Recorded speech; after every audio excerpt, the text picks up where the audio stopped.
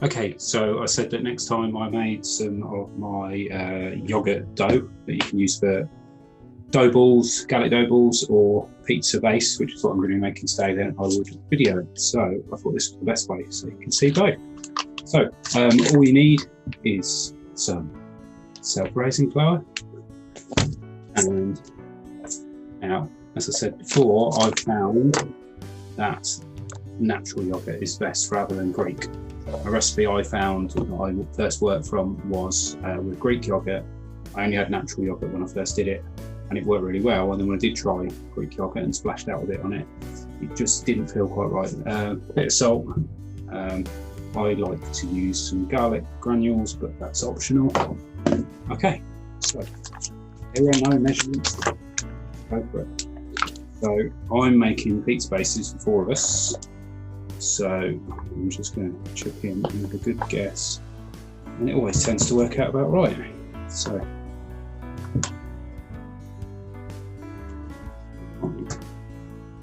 should be more than enough. So the natural yogurt's very runny. Now what I found is you put it in, you mix it. So I have to get a second spoon actually, and you keep going until you get it right. And often I will go so it's too wet, and then add more flour until it gets about right. And I've actually found that's better than if I do it slowly and just end up right. It tends to be a bit crumbly, so it might have something to do with the flour really soaking up the moisture. Bit of garlic granules, but we should have done that before the yogurt, but it doesn't matter too much. And a shake of salt. Okay. Go. So nowhere near enough yet.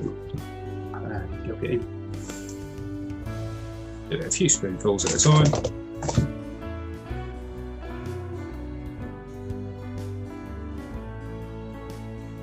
You may well have made far too much here, but it's fine. I like to make big pizzas.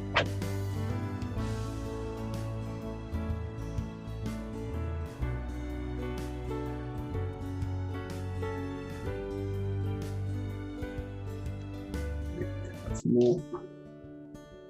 So I'm going to use nearly a whole pot here and hammed it in. Very big batch dough, but it's fine. Fortunately, it doesn't tend to keep. But as you see, I'm using the cheapest yogurt, so pasta, and the cheapest flour they sell now. It's self-raising. So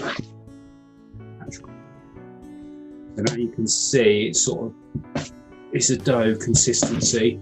But that is going to be, I can't see the camera, it's going to be a bit too sticky. So okay, let's get as much soaked in, yogurt soaked in, and then put a bit more flour on.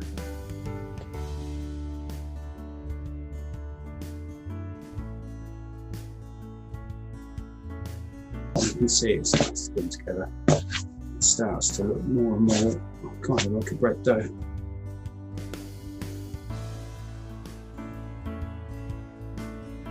So making 4 pieces for this. So roll it over a bit on here. I'll get it dried out, and I can tell it's still a bit damp in the middle. Just the same as a dough, but you don't need to knead it. This is just me trying to soak up all that flour. Yes. Right, so I'll pop that to the side. Slightly more than a quarter, because let's have slightly smaller pizzas. There you go. Right, messy bit. Flour down on the surface as you would. Need a little bit of bread. Seems like a lot, but it's soaked up really well. Obviously don't want it too dry, but you can tell. And this mat's really good because you can roll things out to a circle. But I prefer to make oval pizzas because then we can fit 2 on a baking tray and 2 baking trays in the oven. So roll it out. Now, if you're making dough balls, obviously at this point, instead of rolling it out, you would take out little try and get a little bit drier, get the balls out. Again, I just roll them with a bit of flour in my hands, and then melt some butter with some garlic, a bit of salt maybe in with the butter as well, depends if you've got salt and butter, and then pop them on a baking tray, and 10 minutes, 12 minutes, see how they go. You can see. But yeah, I'll melt the butter and then I'll just dip the balls in one by one, stick them on a baking tray, and into the oven they go. A little bit messy, but very nice. Get it nice and long. Now, it's going to be fairly thin. Obviously, it's going to rise. That's fine. It depends how fat you want it. Deep pan, but you can see I've got this is probably a bit thinner than a pound coin or a euro, maybe a bit fatter than 20 pence or a 50-cent euro coin. Yeah, and that's it. So that is my dough. So I'm going to pop this onto a baking tray, a bit thinner so that I can fit 2 on there. I'll do all 4 pizzas onto a baking tray, and then I'm going to bake them for a little bit first before I put the tomato sauce on. So I'll let you know how long it takes, because I just do it by eye. I turn it over halfway through, lets it dry out a little bit, and in the meantime I'll make my get my tomato sauce ready, get everything, all the toppings ready, and then the kids love putting their toppings on their pizza, and then we'll pop them back in the oven. So I'll stop there. So got them out of the oven. So it was 5 minutes, and then turn them over, give 5 minutes the other side. It dries them out a little bit, and then I like to just put a few little dimples in it.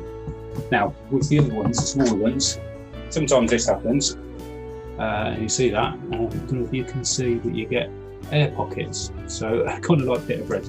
That's fine, just pop them down, pop it. But maybe you can make pita breads like this as well. And then I stick on my topping. Now my tomato sauce, I used to just use tomato puree.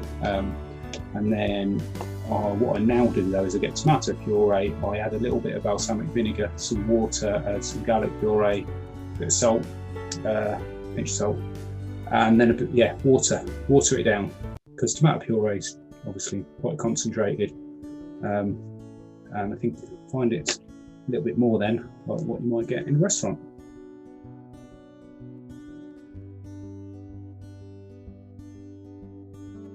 Bit of cheddar I like first.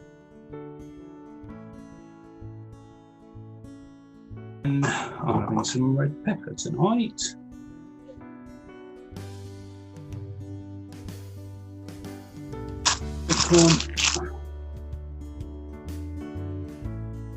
And controversially, some pineapple. And then shredded mozzarella, make it a bit.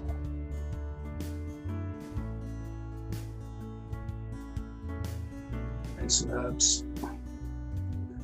Okay, so I'll let the others do theirs, and then I'll show you the end result.